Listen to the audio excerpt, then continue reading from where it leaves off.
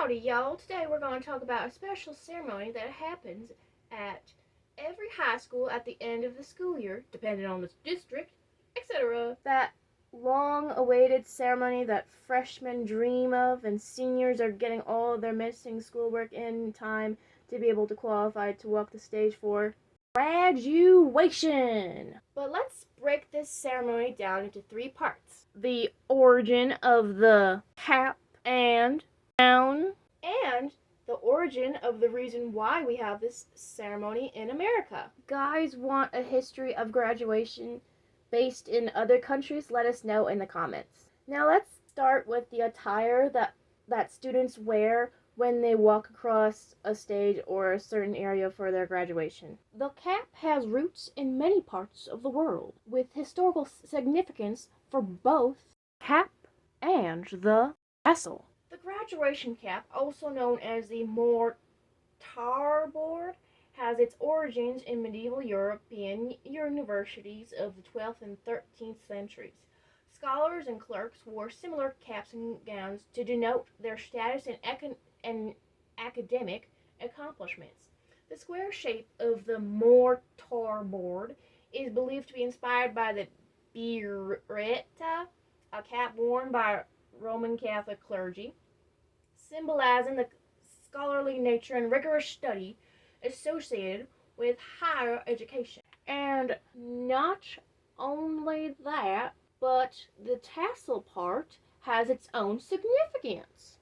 The tassel, which is attached to the mortar board, initially served as a functional ornament, but has since evolved into a key element of graduation attire.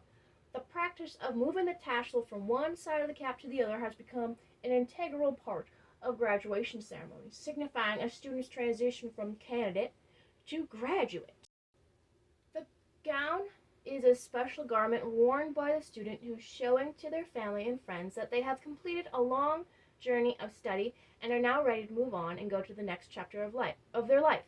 Graduation is a classic rite of passage. You enter the ceremony as a student and go through a formal moment of recognition and return to the world with a new status. The clothing helps make that shift visible for you, your family, and your community. Academic regalia began in early European universities where students and teachers wore clothing influenced by religious and scholarly traditions. Many scholars were connected to the church, and long robes and hoods were practical in cold, unheated buildings. Over time, what started as an everyday academic clothing evolved into formal ceremonial dress. Today, the cap and gown function as a visual shorthand. They signal achievement, scholarship, and the completion of a major stage of education. As universities become more established, academic dress became more regulated. Institutions like Oxford and Cambridge developed rules for what could be worn during formal academic occasions. The purpose was consistency, professionalism, and unity within the university. Now it is time to discuss why we even have these ceremonies in the first place in society in the American context. Long time ago. Wait, how about we use an article to explain it all? Alrighty, go for it. I would have been okay with winging it, but if that makes you comfortable, then fine. Aren't you testy today? Geez, who made you mad today? Okay, so from the article on ceremonies, it says the roots of American graduation ceremonies can be traced back to the colonial period.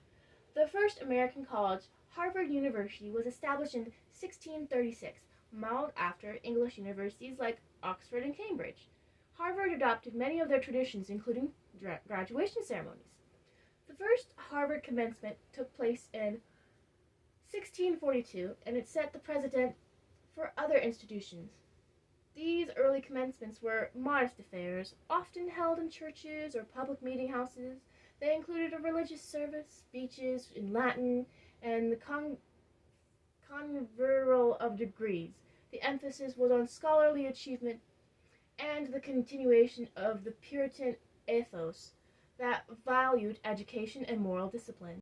Now let's skip to the 21st century. The 21st century has seen further innovation and adaptation in graduation ceremonies. The rise of digital technology has transformed how commencements are conducted and experienced.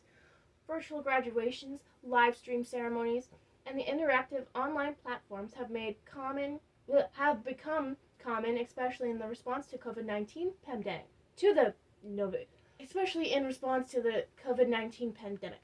The pandemic forced many institutions to rethink traditional commencement ceremonies.